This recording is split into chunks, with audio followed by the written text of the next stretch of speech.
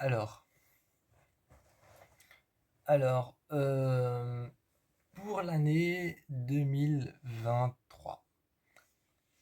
Pour cette année 2023, j'ai trouvé que, pour moi, l'année 2023, en fait, elle est encore récente. Elle est encore récente, l'année 2023. Et donc, j'ai trouvé que c'était vraiment une bonne année pour les films d'horreur. J'ai pas trouvé que c'était la meilleure non plus, mais j'ai trouvé que c'était une bonne année pour les films d'horreur. Il n'y avait pas de hic. Il n'y avait pas de hic, il y avait pas de mal, il n'y avait pas de mauvais non plus. En fait, j'ai trouvé que dans l'année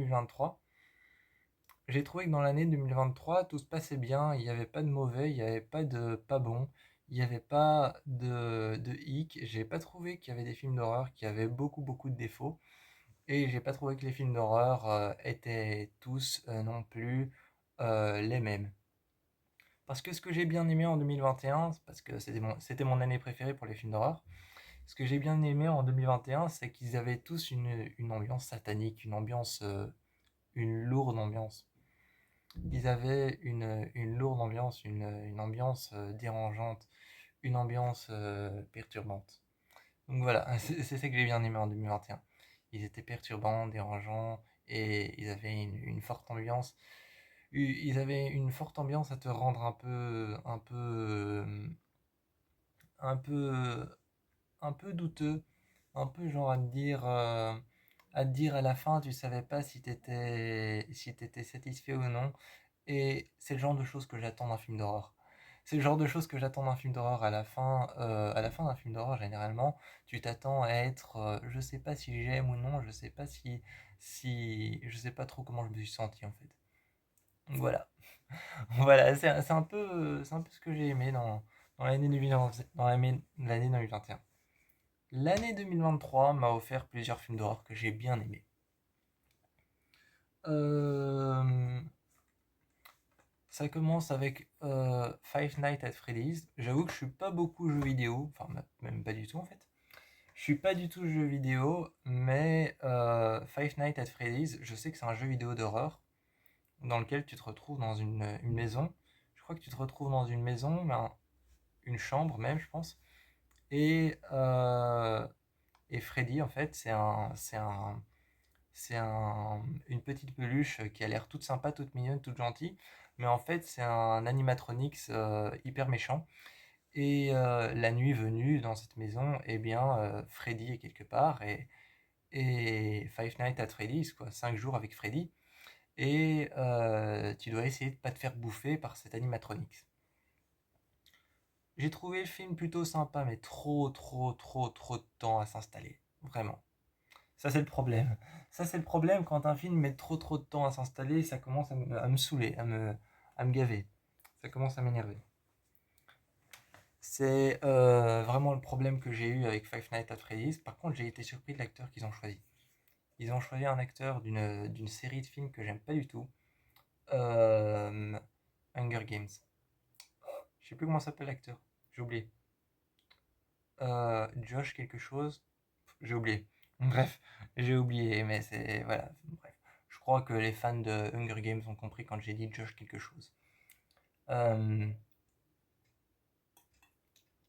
donc, Five Nights at Freddy's aussi, j'ai été surpris de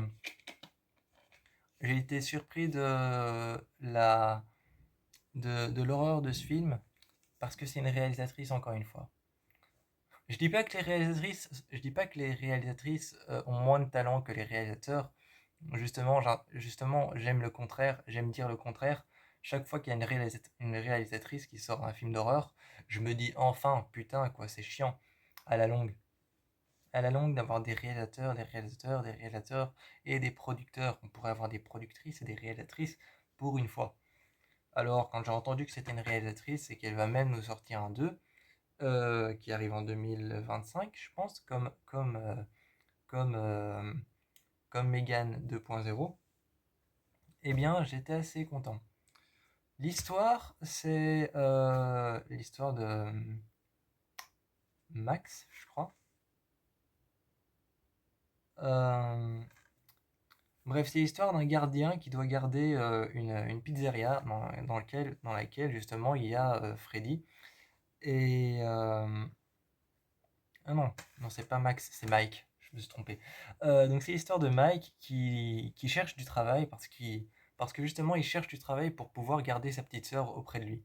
Parce que sinon on lui enlève parce qu'il n'a pas le logement, il n'a pas le travail et il n'a pas assez d'argent pour pouvoir la garder, pour payer les frais de scolarité, etc., etc.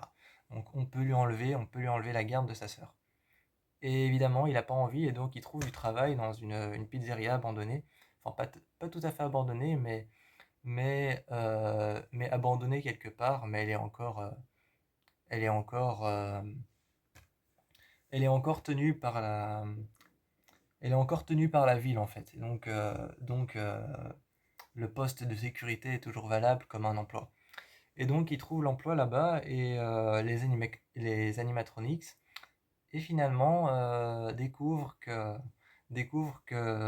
la personne qui veut lui enlever sa sœur, qui veut lui enlever la garde de sa sœur, veut justement qu'il perde à l'audience, qu'il perde à l'audience chez le juge pour pouvoir lui enlever sa sœur, parce qu'il trouve que c'est un incapable.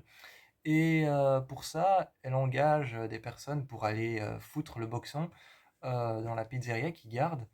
Et ces personnes vont se retrouver confrontées aux animatronics et les animatronics vont après les avoir tués, commencer à avoir envie de tuer et finalement vont s'en prendre à Mike. Le retournement de situation était plutôt, le retournement de situation était plutôt pas mal. Le retournement de situation, pour tous ceux qui ont vu le film, on le connaît. C'était un retournement de situation simple, mais plutôt pas mal. Et à la fin du film, il y a un petit indice, une petite scène qui nous montre. C'est comme à la fin des séries, il y a une petite scène qui nous montre qu'il va y avoir un 2. Donc voilà. Ensuite, il y a un film sur une légende. Et j'ai toujours été fan de légendes. La légende du Déméter. La légende du Déméter, c'est la légende de ce bateau qui a voyagé à travers l'océan et tout l'équipage a disparu. Donc, The Last Voyage of Demeter, donc le dernier voyage du Déméter. Euh, j'ai beaucoup aimé la beauté de ce film. Vraiment, l'horreur du film faisait un peu jouer le genre de Dracula. Et donc j'ai pas à vous faire de résumé, hein, c'est simplement la légende du Déméter, un bateau qui a pris le large et dans l'océan, on ne sait pas pourquoi, c'est encore un mystère aujourd'hui, mais tout l'équipage a disparu. Et donc ce bateau prend le large et il y a une créature à l'intérieur du bateau. Ça a été dit comme ça, il y a une créature à l'intérieur du bateau qui fait disparaître tout l'équipage. Enfin, qui les tue, quoi. Et j'ai trouvé la beauté de ce film magnifique. C'est le même réalisateur qu'un film d'horreur que j'aime beaucoup, L'autopsie de Jendo, donc The Autopsy of Jendo, un film d'horreur que j'adore, qui est sorti en 2016. Et c'est le même réalisateur qui a fait ce film. euh, et euh, et d'ailleurs, c'est un peu inspiré de la légende de Dracula. Je crois même que c'est la légende de Dracula, mais twistée avec la légende du Déméter. Donc on a deux légendes pour le prix d'une. Mais la beauté de ce film était incroyable, surtout un plan où à un moment parce qu'à un moment t'as le bateau qui coule ou alors t'as quelqu'un qui est mis sur le supplice de la planche ou je sais plus quoi. Mais à un moment il y a une sorte de radeau sur l'eau et il y a une jeune femme qui a été mordue par cette créature. Et comme c'est Dracula, et ben Dracula il brûle au soleil.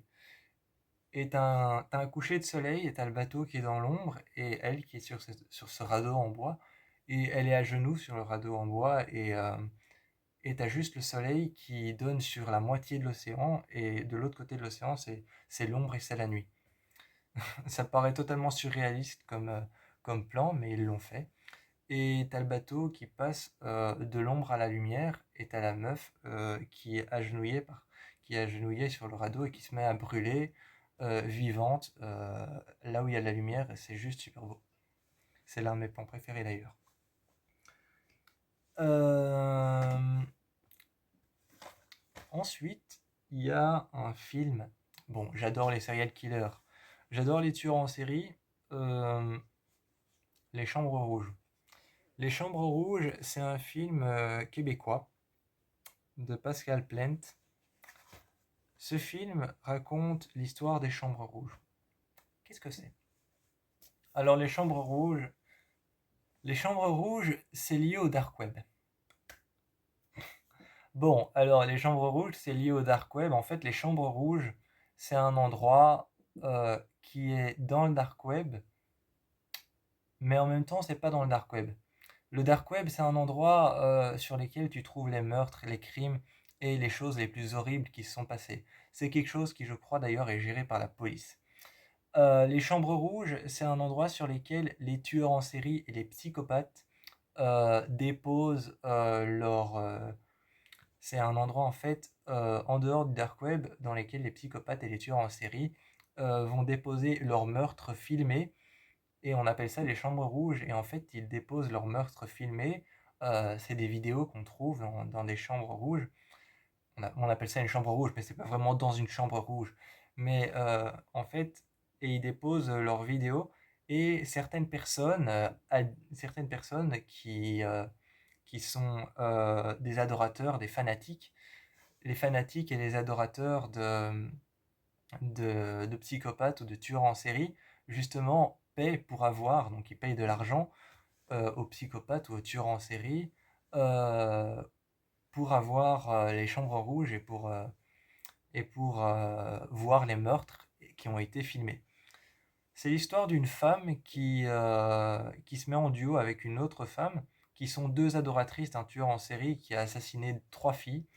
Donc, il les a assassinées sexuellement et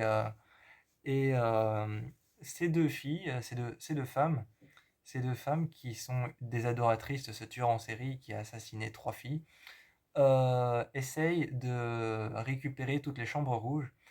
Elles en ont récupéré deux, sauf qu'il y a une chambre rouge qui manque, celle de la dernière fille qui a été assassinée. Et elles essayent de la récupérer à deux, de récupérer la troisième chambre rouge pour avoir toutes les chambres rouges. Et ça tourne autour d'un procès. Ça tourne autour d'un procès et elles vont tous les jours assister au procès du tueur en série pour savoir comment est-ce qu'elles vont récupérer la troisième chambre rouge. Euh, Ensuite, on a l'exorciste. Oui, il y a l'exorciste, l'exorciste dévotion qui est sorti. C'est une sorte de remake de l'exorciste. J'avoue que j'étais pas content quand j'ai entendu ça. On reprend pas un film comme l'exorciste. C'est une sorte de remake de l'exorciste et l'exorciste dévotion, en fait, c'est tout simplement ça. Encore une fois, j'ai pas de vrai résumé à donner. C'est juste deux filles qui ont disparu dans la nature et on les retrouve miraculeusement. Elles ont disparu pendant des jours et des jours, mais elles, par contre, elles pensent toutes les deux qu'elles ont disparu pendant 2 ans. Et on les retrouve choquées, hein, traumatisées, mais elles ont affaire, leur famille va avoir affaire à des événements étranges et à des comportements étranges venant de leurs deux filles, et leurs deux familles vont s'unir pour pouvoir pratiquer un rituel de l'exorcisme sur les filles en pensant petit à petit qu'elles sont possédées et qu'une chose a pris possession d'elles dans la forêt. Donc voilà, c'est une sorte de remake de l'exorciste, et bon, vraiment sur le fait que ce soit un remake de l'exorciste, je suis pas content. Parce qu'on reprend pas ce genre on reprend pas ce genre de film, c'est un film iconique. C'est un culte en fait. Ensuite, il y a avec Russell Crowe, il y a l'exorciste du Vatican.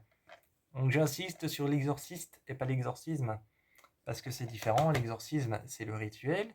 L'exorciste, c'est celui qui pratique le rituel. Voilà. Voilà.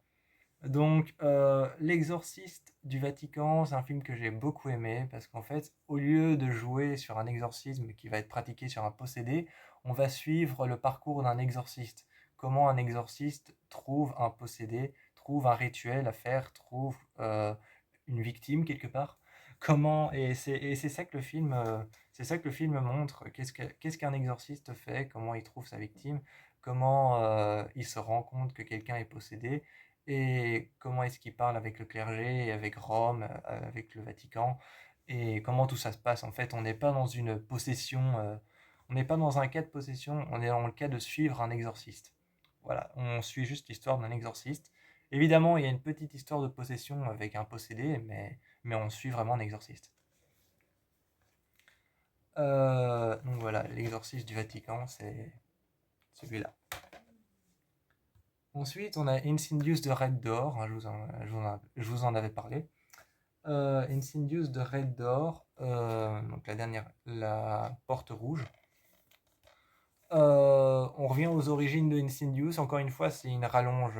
Encore une fois, c'est une, euh, une rallonge de Insidious, hein, donc il y a pas vraiment de, il y a pas vraiment de résumé parce qu'on revient seulement sur les origines des démons originaux de Insidious 1, Insidious chapitre 2 et Insidious chapitre 3, les origines de la saga. Et Insidious 4 revient un peu sur les démons originaux. Donc il n'y a pas vraiment de résumé non plus, c'est juste une rallonge et la fin de la saga, de la franchise Insidious.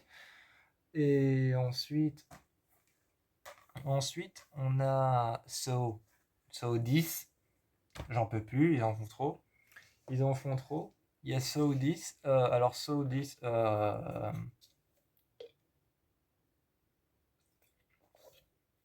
Saw 10, je trouve qu'il est... Saoudis, en fait, il va pas raconter des meurtres ou des tueurs en série. Euh, Saoudis, il va pas raconter, comme tous les autres Saw, des personnes qu'on va retrouver qui sont en train de jouer à des jeux mortels.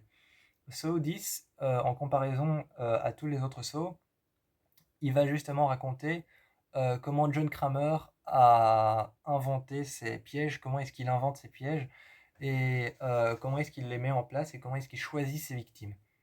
Donc on est vraiment sur un truc genre, on est vraiment sur un truc genre documentaire sur un tueur en série, se mettre dans la peau d'un tueur en série, d'un serial killer, avec avec l'acteur de Saw qui s'appelle Robin Tell, je crois, qui est toujours aussi génial dans son rôle. Euh, je crois que c'est Robin Tell son nom, ou Tobin Tell, je sais plus, mais cet acteur est génial. Euh, Ensuite, un que je connaissais pas. Euh, je connaissais Follow Me, qui est sorti en 2018, je pense. Il y a Hashtag Follow Me qui est sorti que je connaissais, et je connaissais It Follow, et je connaissais pas Follow Dead. Euh, Follow Dead, je connaissais pas, je l'ai regardé, il est plutôt bien. Euh, c'est tiré d'une histoire vraie. C'est tiré d'une histoire vraie, c'est l'histoire d'un homme qui s'appelle Adam, enfin Adam. Adam, pas Adam, je me trompe. Je me trompe, c'est Adam, pas Adam.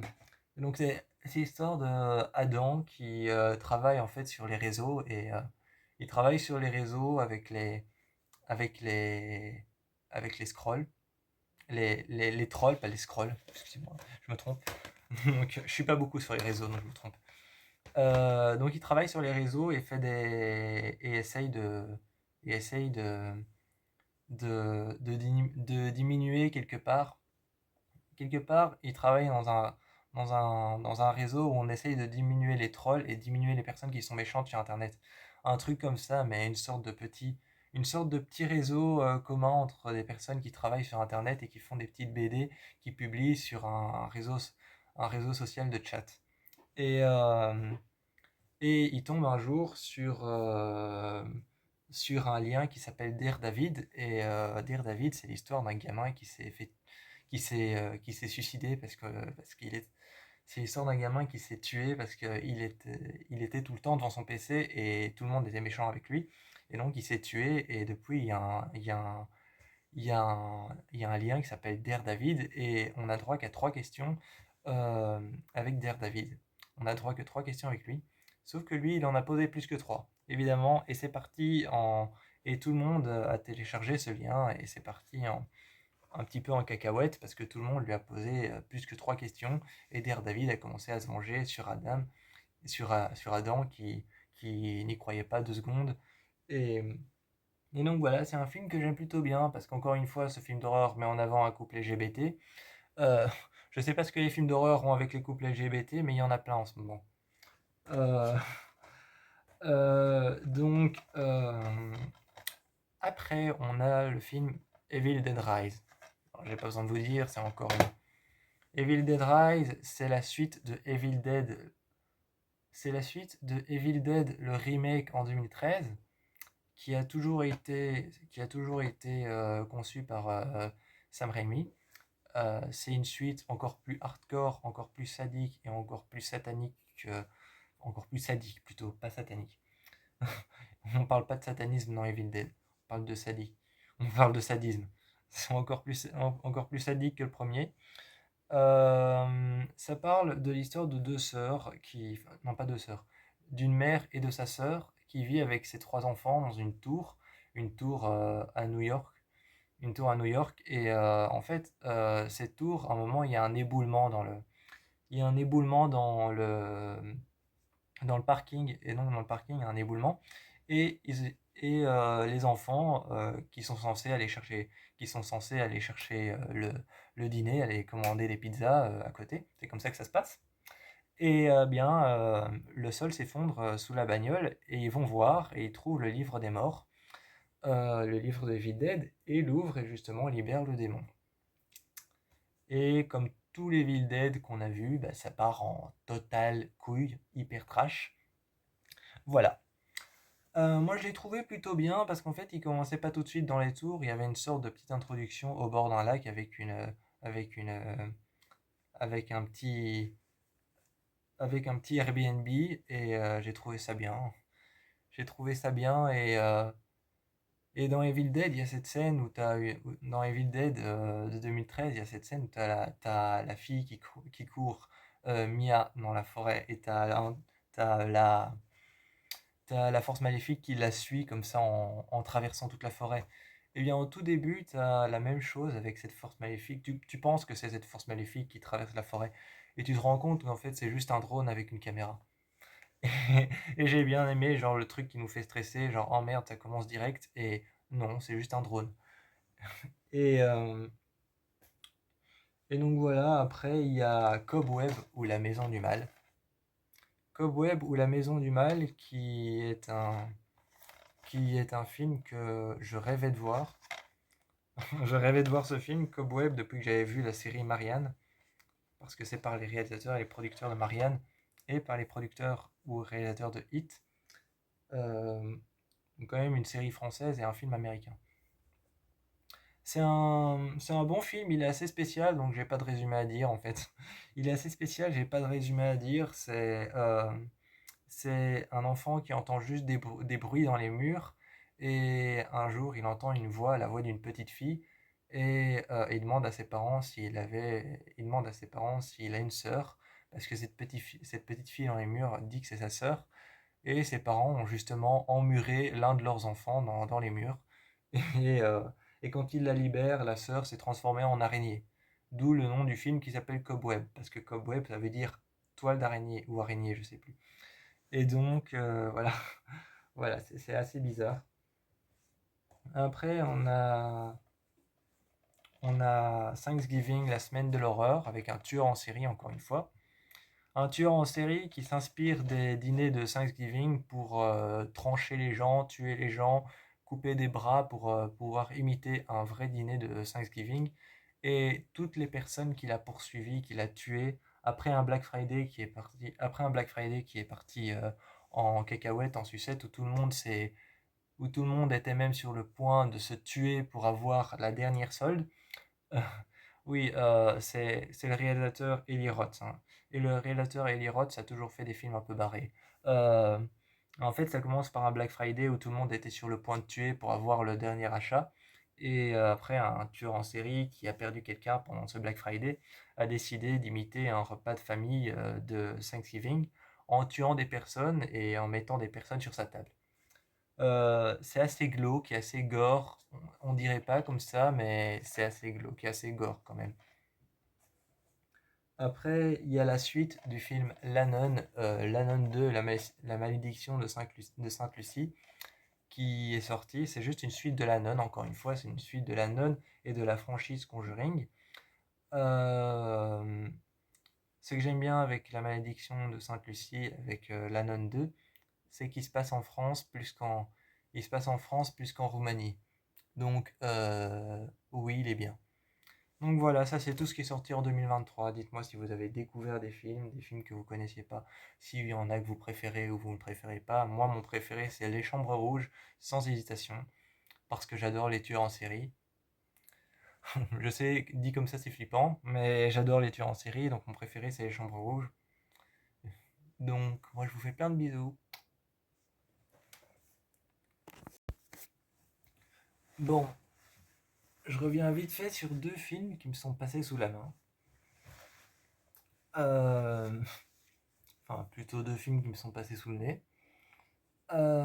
Deux films qui me sont passés sous le nez, c'est le film Vermine et Knock at the Cabin. Alors, je reviens sur ma vidéo de 2023. Knock at the Cabin, c'est l'histoire d'un couple. C'est encore l'histoire d'un couple homosexuel qui s'installe en vacances avec leur petite fille dans un chalet isolé. C'est adapté d'un livre qui s'appelle, je sais plus comment, Le chalet reculé dans le, je sais plus. Bref, c'est adapté d'un livre. C'est un film de M Night Shyamalan. Et Knock at the Cabin, en fait, raconte l'histoire de ce couple homosexuel qui s'installe avec leur petite fille dans un chalet. Et quatre individus arrivent en leur demandant de sauver l'humanité ou de les sauver eux-mêmes parce que c'est l'apocalypse. Et ils doivent faire un choix, sauf que le choix est impossible à faire, sauver l'humanité ou le sauver eux. C'est un film, je vais dire, qui est très très particulier. C'est un film qui est particulier parce qu'il demande à faire des choix, il demande à choisir, et c'est très étrange cette situation de se sentir à la place des personnages et de se dire merde, ils doivent faire un choix. Ensuite, on a Knock at the Cabin, c'est celui-là. Ensuite, on a Vermine. Vermine, c'est un film français.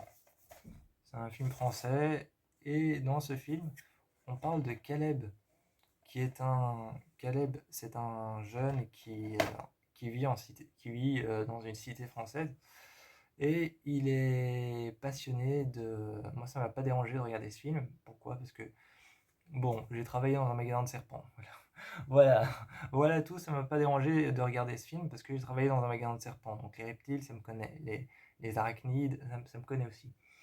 Euh, Voire même, j'étais super attiré par ce film. Ça m'a rappelé plein de souvenirs avec les serpents. Bref, Vermine, c'est l'histoire de Caleb qui un jour, il est fan en fait de tout ce qui est araignées et animaux sauvages. Animaux sauvages, surtout tout ce qui est reptiles et tout ce qui est arachnide. Euh, un jour, il va chez la personne qui lui fournit ces animaux tropicaux.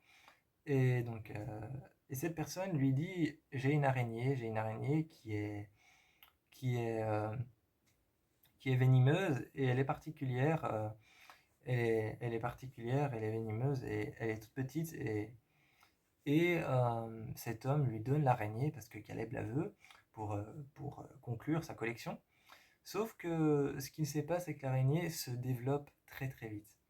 Donc l'araignée, c'est une araignée genre un peu veuve noire. C'est un peu une araignée genre veuve noire, genre toxique, qui bouffe la tête du mâle quand... Voilà, anecdote sur les veuves noires, elles mangent la tête du mâle et mangent le mâle entièrement quand elles s'accouplent. C'est bizarre. Euh, c'est une araignée genre veuve noire, et en fait, elle se multiplie très très vite, elle fait des bébés très très vite. Sauf qu'un jour, un soir, il rentre dans une sorte de pièce avec des lampes chauffantes partout pour avoir un climat tropical. Et il va voir toutes ces bestioles et sa petite araignée qu'il a mis dans une boîte à chaussures. Et il y a un trou dans la boîte à chaussures et l'araignée s'est cassée. Et ils vont se retrouver prisonniers par plein d'araignées qui font une taille humaine. Et l'immeuble entier va devoir essayer de survivre aux araignées, aux vermines. Et donc voilà, c'est un film d'horreur que j'ai. Je sais pas si vous le voyez, mais le gars est couvert d'araignées. Voilà, donc c'est un film d'horreur que j'ai bien aimé. Il est français. Il est français, j'ai bien aimé son commencement. J'ai bien aimé son commencement qui commence dans le désert où ils mettent un fumigène dans un trou dans lequel il y a un trou dans le sable et ils mettent un fumigène dans le trou avec une vapeur toxique pour faire sortir des araignées et pour pouvoir justement les vendre ensuite à des fans comme Caleb qui adorent les araignées. Euh, donc voilà, donc c'était deux films que j'avais oubliés. Celui-ci est français et Knock at the Cabin, évidemment, c'est un film anglophone. Moi, je fais plein de bisous. Et dites-moi dans cette petite parenthèse lequel des deux vous préférez voir. Ou vous connaissez déjà.